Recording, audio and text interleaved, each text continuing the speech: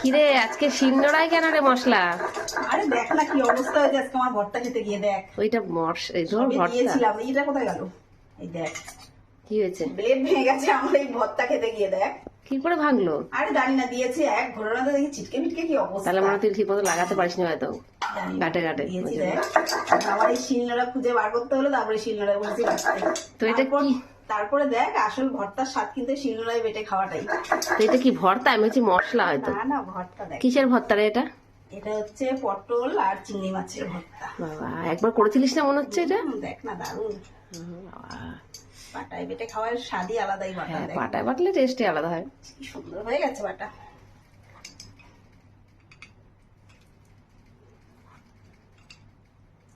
এটা দিয়ে আজকে এক ভাত খাওয়া যাবে। হ্যাঁ ভর্তা হলে আর কিছু লাগে না।